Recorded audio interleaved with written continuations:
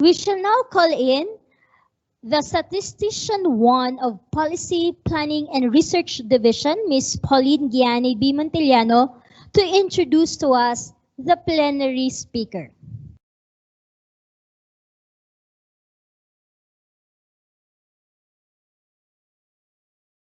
Thank you, Ms. Mary. It is my honor to introduce our plenary speaker for this morning.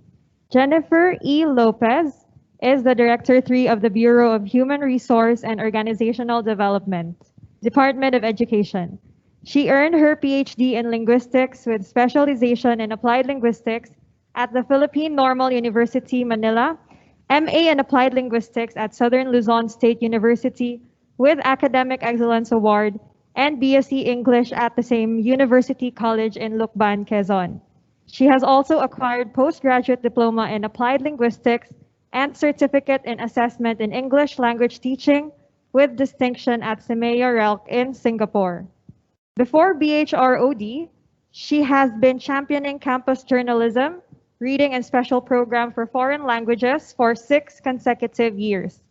As the former education program supervisor in the Curriculum and Learning Management Division of DepEd-Region 4A, she authored 2 of its major regional policies, Curriculum and Learning Management Systems Framework of DepEd-Region 4A Calabarzon, and the Regional Guidelines on Comprehensive Reading Policies. She was also the architect in transforming and propelling Region 4A to a historic 6-peat overall championship in the annual National Schools Press Conferences. She has also given her excellent contributions to the Philippine National Research Center for Teacher Quality's major projects of the Department of Education that impact on teacher quality as the development of the Philippine Professional Standards for Teachers, School Heads, and Supervisors, and all of the other projects related to it. PNU RCTQ has reached many important milestones with her generous participation and sustained engagement in all of their research activities that aim to benefit the teachers and eventually the learners. This also serves as her entry point in the Bureau. Since the Bureau's inception in 2016, it has embarked on an HROD journey to lay the groundwork for a high-performing organization by strengthening its human capital. Major initiatives of the Bureau include the integration of the Philippine Professional Standards for Teachers in all of the HR systems, including the Results-Based Performance Management System, or RPMS. Data gathered from the use of PPST-based assessment tools for teachers are expected to inform policies on teacher hiring, promotion and/or career progression, teacher professional development, and rewards and recognition. Just recently, she has been appointed member of the Career Progression and Specialization Program, Credit Accumulation and Transfer System, Committee of Professional Teachers by the Professional Regulation Commission. Ma'am JLo, as she is fondly called, is a career executive service eligible. Among her notable awards and recognition include Civil Service Commission Region 4 Pag-asa Award, DepEd Calabarzon's Most Outstanding Woman, Gawad Lagablab Leadership Excellence Award in Campus Journalism, Lions Club International Leadership Excellence Award in Campus Journalism, Gawad Bituin Most Significant Idea Winner, DepEd's Loyalty Award, SM Lucena's Gawad Tanglao Most Outstanding Teacher, and DepEd Lucena City's Most Outstanding Teacher. Ladies and gentlemen, here to discuss the topic on impact of pandemic and human resource development, please help me welcome Dr. Jennifer E. Lopez. Hi. Thank you so much. Can you hear me and can you see my slide? Yes po. Ay, thank you po. So, sige. So, my warmest greetings to all of you, our dear DepEd Region 10 family. Of course, I've got 2 equally important activities going on today, but of course, we cannot say no to the lead of DepEd Region 10 family, no other than the most sought after regional director on HROD policy development, consultations, and validations, RD Art Bayocot. Thank you po for having me. And of course, his partner, ARD, was been helping Region 10 in strengthening excellence and educational research excellence amid the pandemic, Attorney Shirley O. Chato. Of course, special greetings to all of our education leaders of Region 10 who are playing a great role on human resource development and interventions, more specifically now in this time of pandemic. Our dearest schools division superintendents, assistant schools division superintendents, our chiefs, our education program supervisors, public schools division school supervisors, school heads, and teachers. Magandang umaga po sa inyong lahat. Of course, may mga nagme-message po sa atin. Feeling ko nasa TV na ako at celebrity. Kapangalan ko lang po yon. Special shout out. Special shout out to ang ating pong kaibigan si Enerio Dodong Iner. Sino pa ba? Of course, si ang principal po na lagi din nag-invite sa akin, si Sir Rex Raso, si Kaloy Carlos Liamas III na amin pong dating kasama sa Central Office, si Chief Raymond Antolo, si Grace at saka si Mozart na laging nagme-message sa akin, at ang aking Saldiwa classmate and roommate, si ASDS Mai. Hello po, at sa lahat po na hindi ko nabanggit, alam kong marami pa tayong kaibigan sa Region 10. I'm very happy at you're always inviting me or having me in your very special events with regard to education and human resource development. Okay, so as an experienced teacher, of course, gusto ko rin pong batiin my warmest greetings as well to our teaching related and non-teaching related personnel who are always there to support our DepEd operations. Okay pa, siguro wala na ako nakalimutan ha. Isang mapagpalang araw po sa ating lahat. So, as an experienced teacher and education leader, and now an HROD practitioner, so let me have the honor to share with you my thoughts on the topic that you requested me to ponder upon in this particular occasion, and that is the impact of pandemic on human resource development, more specifically in the Department of Education. So the problem, we all know the problem that the rapid spread of the COVID-19 virus had a profound and immediate effect on organizations and workplaces nationwide because of the lockdown, restrictions, travel bans, and social distancing coming into force, along with the closure of schools, of non-essential businesses. Many organizations, including the Department of Education, had to move swiftly into the digital space, like what we're currently doing right now, reconfiguring organizational systems and processes for remote working. Imagine that. Sino ba namang mag-aakala na ganito ang pag-uusap at pagpupulong natin sa panahon ngayon ng 21st century? So with limited time to adjust to new working arrangements, many organizational leaders, actually internationally and nationally, turned to HRD, to human resource development practitioners, for assistance to implement agile workforce strategies. So as agents of organizational change and experts in uncertainty, according to research, HRD practitioners and school leaders, isa po yung role natin. Ha? As school leaders, we are also expected to be HRD practitioners. We are strongly positioned to provide leadership and relevant advice, more specifically in this time of crisis. I just don't know if my slide is, can you see it? Nakikita niyo po ba? Still not there, Director J-Lo. Hi, hello po, RD Art. Narito na po ba yung slide ko? Can you see it? Not yet pa po. So let Not me yet. share it. Okay, so let me share it again. Sige pa. All right.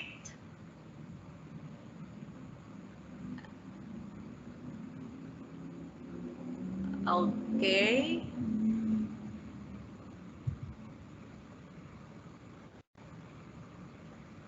Nakikita niyo na po? Can you see it now? Can you see my slide na po, RDR? Hello? J-Lo, Director J-Lo. Yeah, can you see it now? Na-check Okay. po, ma'am. All right, so one more time. No worries. Okay. All right. Okay.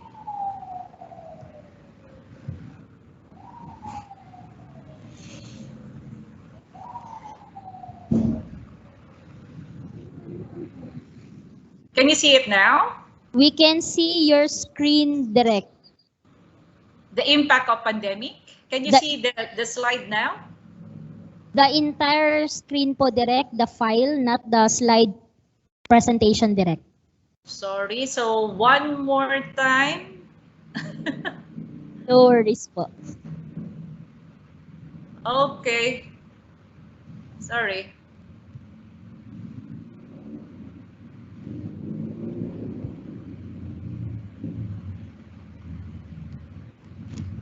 I thought I have shared that already a while ago. Okay. So one more time.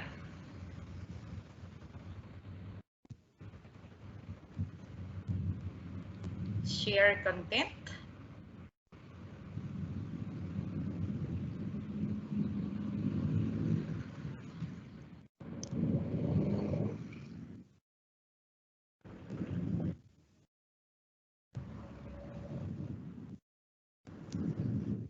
Okay.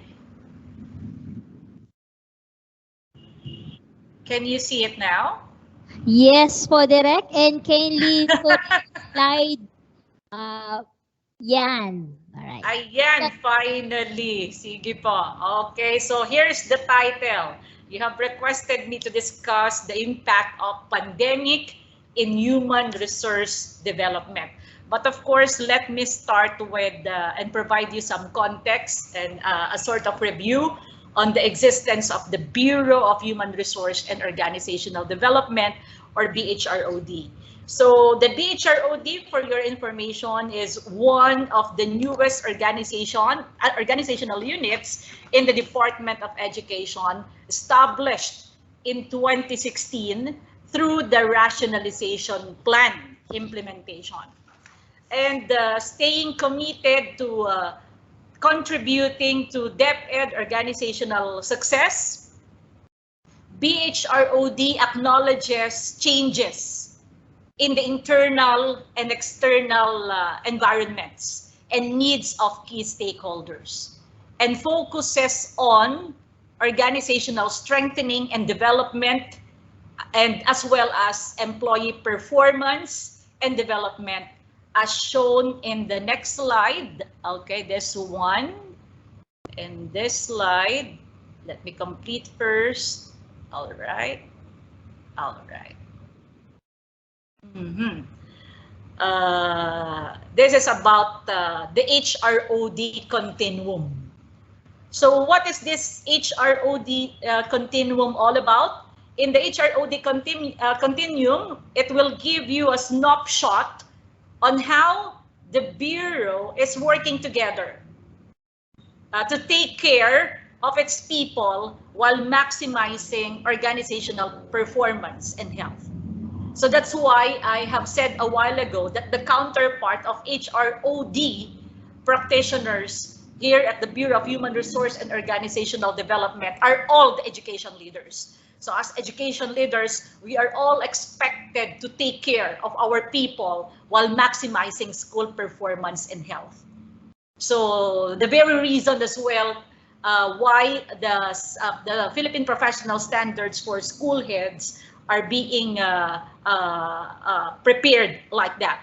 We have the focusing on people effectiveness, and school effectiveness at the same time. So as you can see here in this slide, BHROD has five functional divisions that specialize in establishing and managing the various human resource and organizational development programs and systems. Integrating office and employee. Okay, imagine the office is the school, office, division office, regional office. Integrating office and the people or employee effectiveness requires the agency or the Department of Education and the organizational units to undergo the OD, organizational development cycle, consisting of organizational assessment, change planning, change implementation, and change evaluation. While the employee to move along the HR or human resource processes such as HR planning, recruitment, selection, placement, and induction, talent management, the succession planning, right? The performance management, the learning and development, rewards and recognition, and succession planning and retirement. And despite the challenges, like right now, the BHROD has been able to fulfill its mandate through strategic alignment, strategic partnerships, and employee and organizational development. And for your information as well, let me share with you the journey of the Bureau of Human Resource and Organizational Development. So that's why we have come up with this strategic teams. It has started in 2016, 2017 by Director Malu Pantoja, who entrusted me to take over for a while the Bureau, and fortunately I have partners right now who will be partnering with me and helping us in implementing all of these HROD reforms in the Department of Education. So in 2016-2017, we have chosen this particular theme, building blocks. So, and BHROD's unique contribution in DepEd lies on effective organizational units and employees. And since its inception, the Bureau has embarked, you have mentioned that a while ago in my introduction, on a human resource and organizational development journey to lay the groundwork for a high-performing organization. And I always keep on reiterating that. Matagal na ang DepEd, 123 years na yung last nating anniversary. And ang Bureau na nag-iisip para sa mga tao nito at sa organization itself ay it only started in 2016. So it has dedicated since 2016 its time, effort, and resources in programs, projects, and activities that would make the most positive impact on the agency, its offices, personnel, and key stakeholders.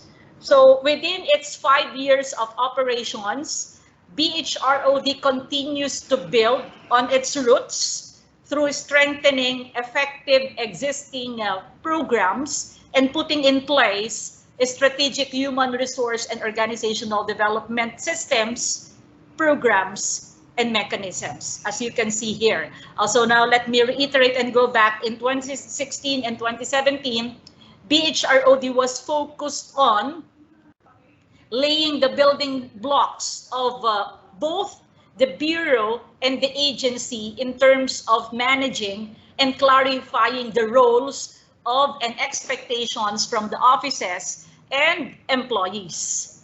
And then in 2018 is dedicated to fortifying foundations by improving staff competencies in standardizing office processes within the agency and across the Bureau divisions. And then 2019 was designed to lead legacies by channeling efforts and resources to translate best practices into organizational culture and way of life at work. And then for fiscal year 2020 and beyond, amid and despite the pandemic, BHROD focuses on institutionalizing the HROD programs and systems that have been started. And this hinges on extensive harmonization with other DepEd systems and alignment with other DepEd offices. And as a critical support, BHROD aims to focus on intensive capacity development and enabling technological solutions. BHROD and its divisions have long time committed to ensure that our DepEd employees and offices have the right competencies, effective tools, and enabling environment so that we can all fully focus on providing quality basic education services to our Filipino learners. It's not magic, but at least the good point here is we are now doing something in the Department of Education. So true to its mandate and our statement of purpose, the Bureau of Human Resource and Organizational Development strives for service excellence as it continuously impacts workforce development and organizational effectiveness in the Department of Education. Now let me lead you to this next slide, and I'd like to emphasize this particular mantra of BHROD. As you can see here, our guiding principle is taking care of people while maximizing school performance and health. And how is it related to the topic that you requested me to discuss with you all? So how HRD might respond to the challenges posed by the COVID-19 pandemic, and what would be the recommendation? Still, as you can see here in the slide, the magic word. We focus on, and I do strongly suggest, as HROD practitioners and or school leaders, let us focus on the ethics of care as a foundational aspect of human resource development or learning and human development. Reiterating and reminding you all of our guiding principle at the Bureau of Human Resource and Organizational Development, let's simplify everything, and that is simply to take care of our people while maximizing school performance and health. Wala pang pandemya, ito na po ang ating guiding principle in developing our policies. So even prior this pandemic, let me reiterate, we argue that an ethics of care approach must be the anchor in all of our BHROD policies, human resource and organizational development policies, and interventions in the Department of Education. And I do believe we can never go wrong.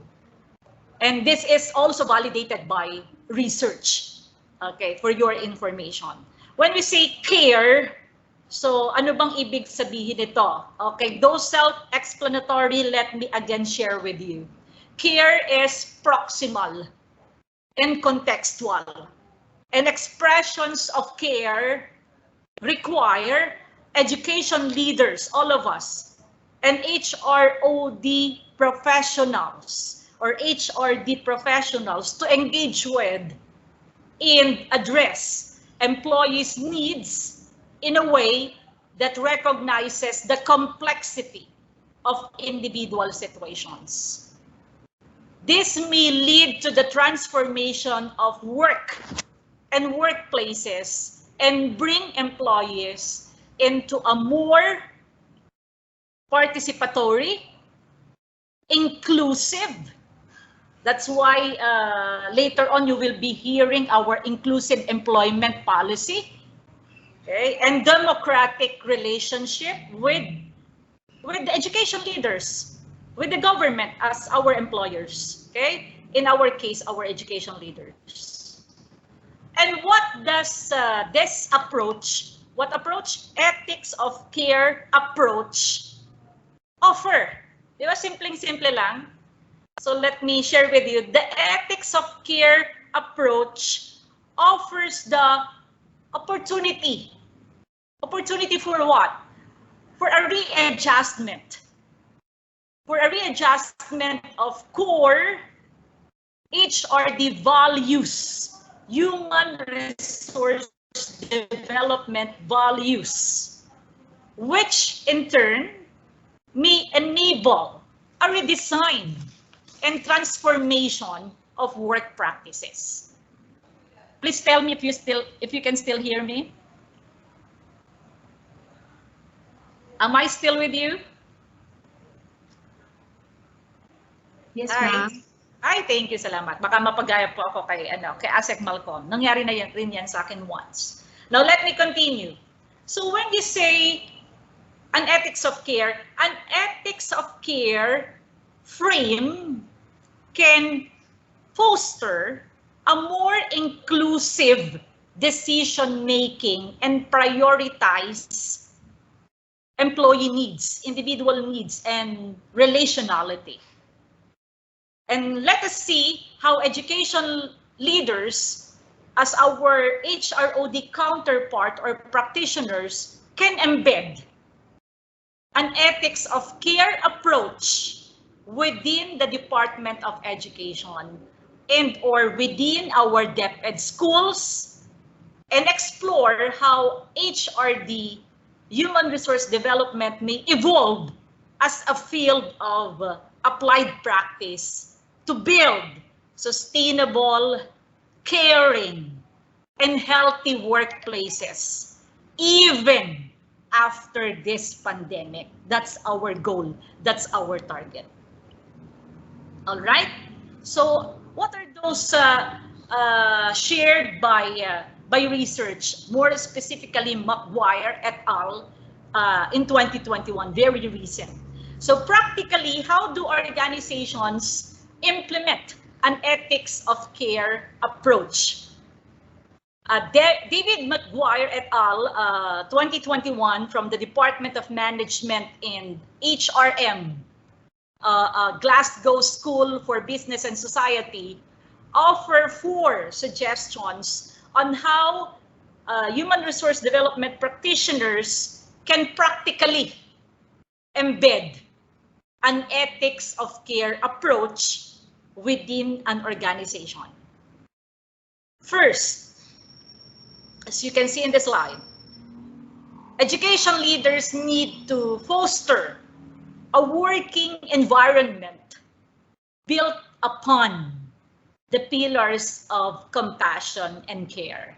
See, I never thought that this mantra of the Bureau is being validated by research. Do you agree with that? Secondly, let me offer you one example. Such workplaces value the open expression of emotions as fundamental to meeting the welfare needs of employees.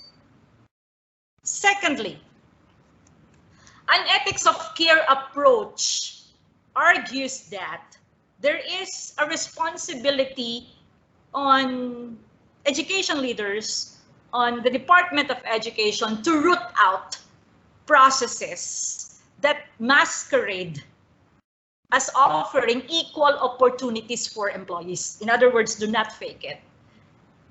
Team leaders, an example here, team leaders are more likely to exhibit supportive, consultative, and challenging leadership if, and only if, senior leaders demonstrate inclusiveness. For example, by seeking out opinion that might differ from their own. Diba? Babanggain yung sinasabi mo. and by treating others with respect. Okay? So by modeling, in other words. And thirdly, according to McGuire et al., organizational or DepEd values, nasa na ba yung mga values natin? Need to exist. Need to exist. We need to surface that as strategies for action rather than simply putting it dun sa wall, diba? Okay, statements rather than simply statements of virtue. According to Kanov et al., values are systemic mechanisms enabling a collective response to pain and suffering within the organization. Imagine that, the impact.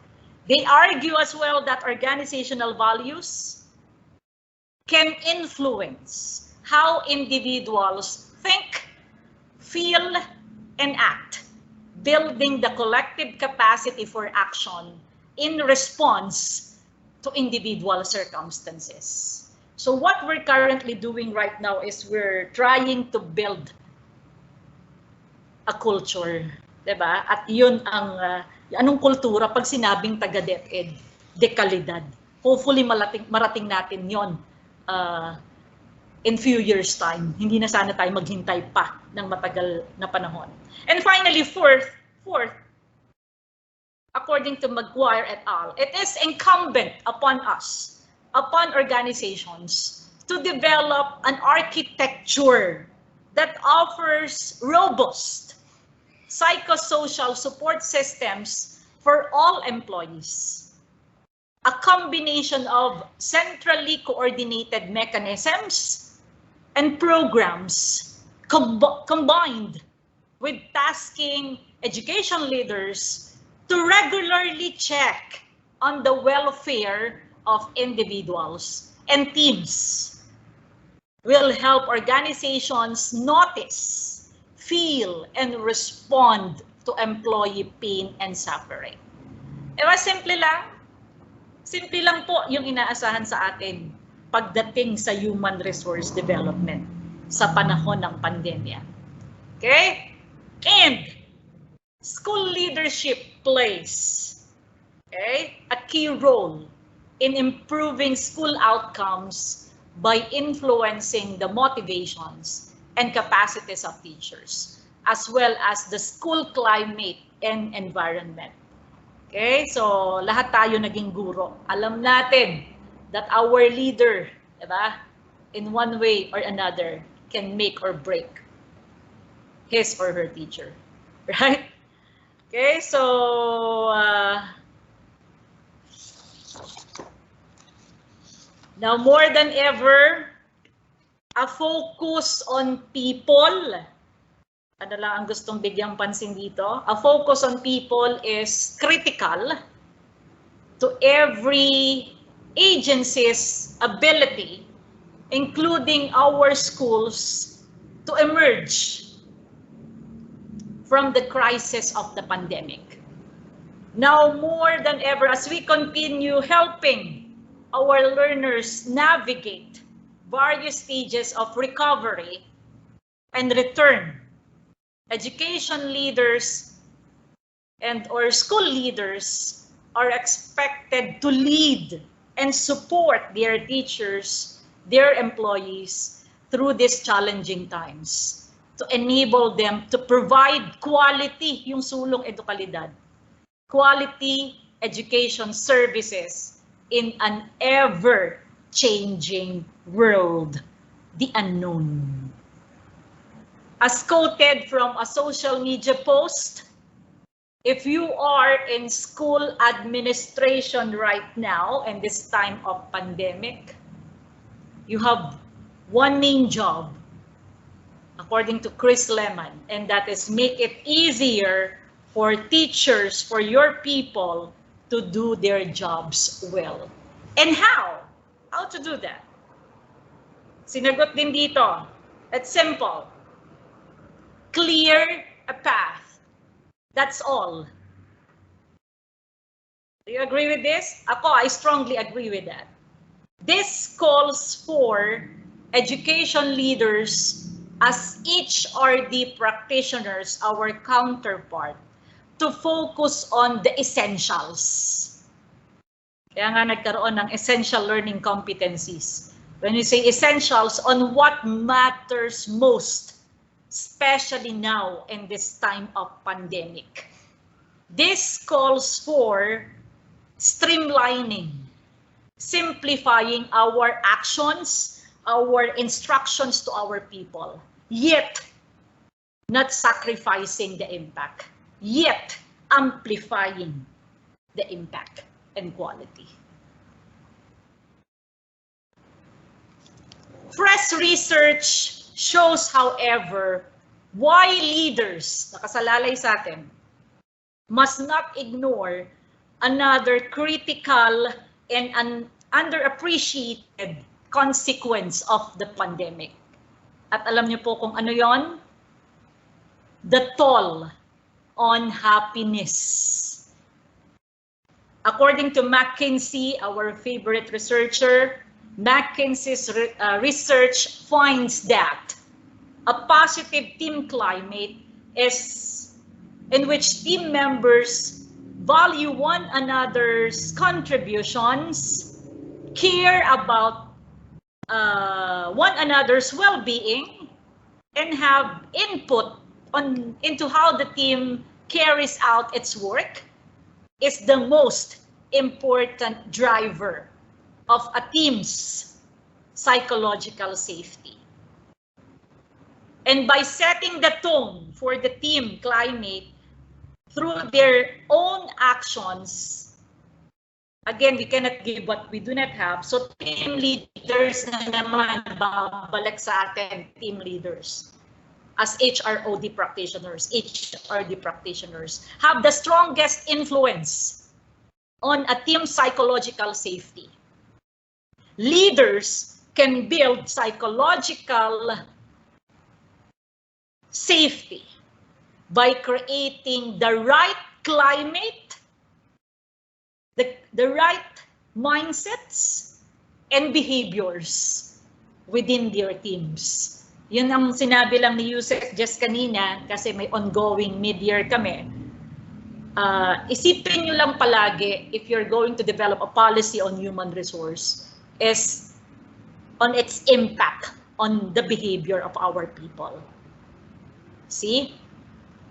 So moreover, creating a positive team climate can pay additional dividends during a time of disruption like this. And according to research again, research finds that a positive team climate has a stronger effect on psychological safety in teams that experience a greater degree of change in working remotely than in those that experienced less change during the COVID-19 pandemic. At ano ang mga suporta ng DepEd? Maaaring kakaunti ito pero pinag-iisipan po natin to. Probably you have heard the School Effectiveness Toolkit. And going back to school during this pandemic poses a challenge for all. The school head, the school personnel, the parents, the learners, and the broader community. But no matter how challenging the times may be, it is always necessary to make education equally important with the health, safety of the children, and the DepEd workforce as our top priorities. And to support schools in this undertaking, a School Effectiveness Toolkit has been prepared to serve as a guide in the implementation of the school's contextualized learning continuity plan in the new normal. In here, HROD supports and interventions that include validated tools and developed issued policies for education to continue and operate effectively amid the pandemic have been captured, compiled, and shared with you all DepEd employees nationwide. What else? We also have here DepEd's employee welfare and wellness interventions amid the pandemic. So ano po yung mga initiatives din ng Department of Education? We have here a regular implementation of key interventions such as the provision of various mental and psychosocial support through online orientations, webinars, referral systems to increase physical and mental resilience of our personnel and learners.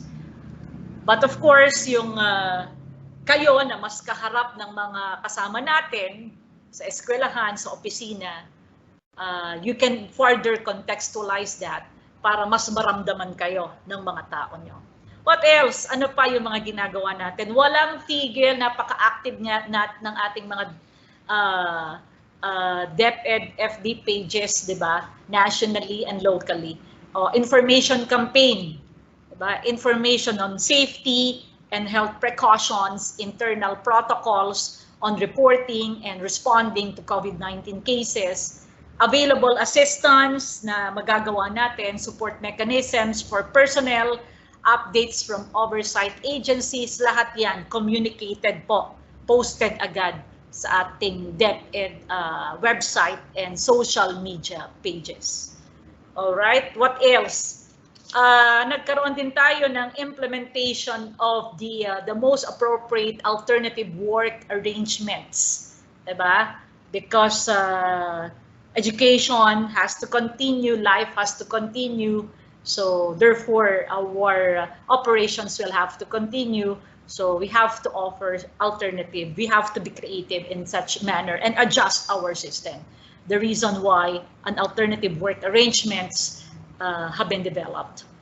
What else? The required health standards, walang sawang pagpapaalala, and you can further contextualize that in your area. And I do suggest, as sabi ko nga kanina, anong impact nito? Simple lang ang atake, no?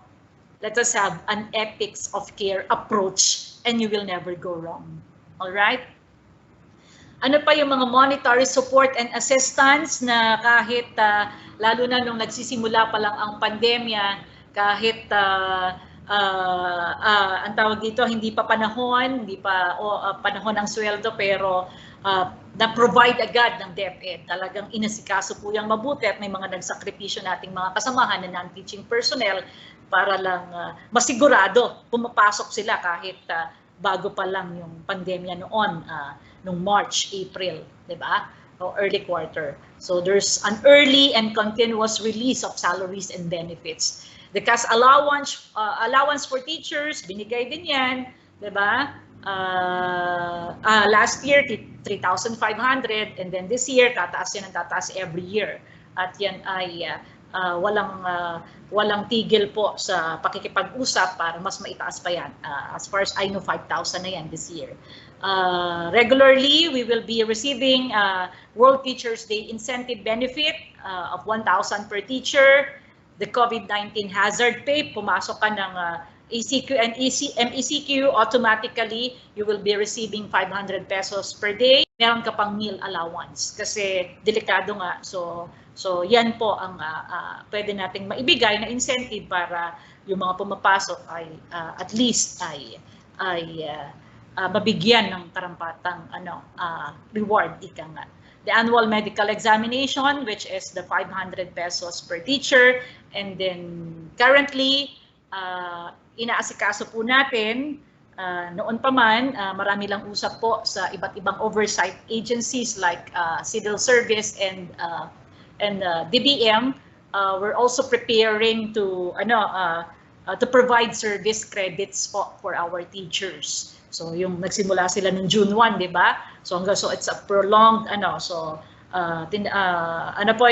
yung policy na yan is malapit na po yung mailabas. And then the proportional vacation pay for teachers as well. So lahat yan ay pinagsusumikapan po nating mailabas lahat with the intent na mabigyan ng karampatang incentive ang ating mga kasamahan sa Department of Education. lalo na ang mga guro. And then, aside from that, we have coordinated as well sa ECC, Employees Compensation Commission, at ito yung mga benefits na pwede nating makuha, sickness benefits, medical benefits, easy cash assistance, death and funeral benefits, and so on. And PhilHealth assistance. Ongoing po yung pangungulit namin sa PhilHealth. Alam namin marami silang ginagawa.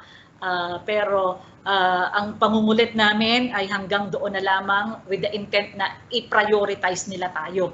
I-prioritize nila ang DepEd sa lahat. At ito po ay wala pang tapos. Makulit po kami, may patutunguhan yan. Okay, with the intent nga na ang teachers natin ay at ang employees natin, teaching and non-teaching personnel, ay mabigyan ng prioridad pagdating sa health assistance. Anything else? Other actions and interventions being undertaken by the department. We continuously update the required health standards, the DepEd-wide case management protocol, ongoing yan, walang tigil. Sinisigurado natin in coordination with the field operations, nadyan si Asek Malcolm kanina, na ang ating mga kasamahan sa field ay may complete hygiene supplies and protective equipment to teachers. What else? And DepEd frontliners to be given priority for vaccination, diba? Testing, quarantine, and treatment sa mga DOH facilities. So, yan, ang counterpart nga tulad ng sinasabi ko kanina natin dito ay ang ating mga education leaders. Siguraduhin na nagagawa natin ito para sa ating mga kasamahan, sa ating mga kasamahan sa DepEd. Okay, so yun yung binanggit ko kanina, ongoing yung possible institutional arrangements with PhilHealth. And then we do also knock or seek assistance and initiative from our counterparts at field din na mag-allot or set amount for testing, quarantine, and hospitalization expense subsidy. Alright? Maaaring may nalimutan pa po ako. Ano pa ba yung mga ginawa po ng DepEd? Marami pa, like pagbibigay ng mga learner support aids. Meron ding mga module mobilizers na tinatawag. Okay? And so on. Okay? So marami pa yan. At alam ko baka mas marami pa kayong nagawa on your own sa field. And that's better. Okay? So ito ay mga minimum lang.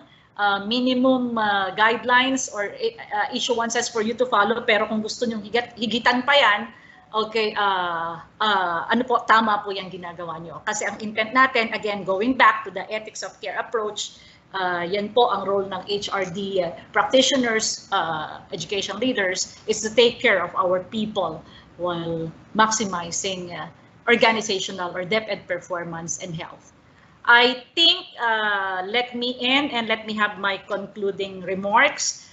An ethics of care approach, so let me sum up, recognizes the moral duty of education leaders, cum HROD practitioners or HRD practitioners to protect the safety and well-being of all employees under his or her care. As a field practice, focused on human development and human flourishing,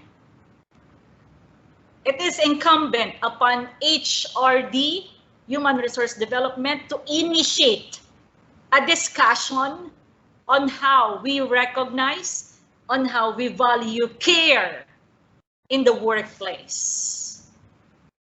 Participation, inclusion, dialogue, and engagement are central to the process of transformative social change. At hindi po akong may sabi niyan.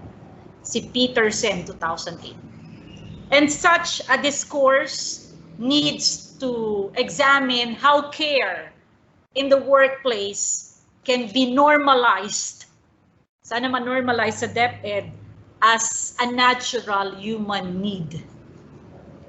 So from a theoretical standpoint, this may involve expanding our understanding of human resource development, hindi lang siya training, beyond its traditional foundation and adopting a more humanistic approaches to safeguarding our employee welfare and growth in the workplace.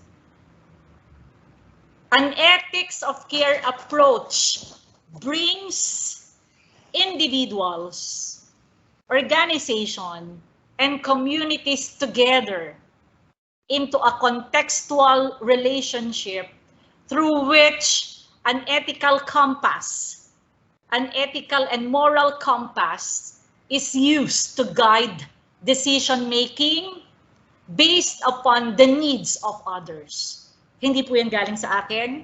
That's according to Hrod et al. In 2010. Moreover, it urges us, including me, education leaders, and HROD practitioners, to readjust. If we have readjusted our PMS, di ba? Readjust our values, our value systems, to reassert the primary or the primacy of people over power. Let me repeat. It is a must for us education leaders and HROD practitioners to readjust value systems, to reassert the primacy of people over power and self-interest.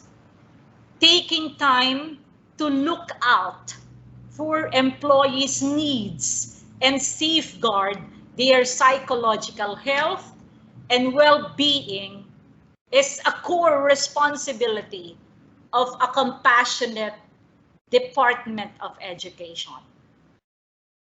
A compassionate school such as your school.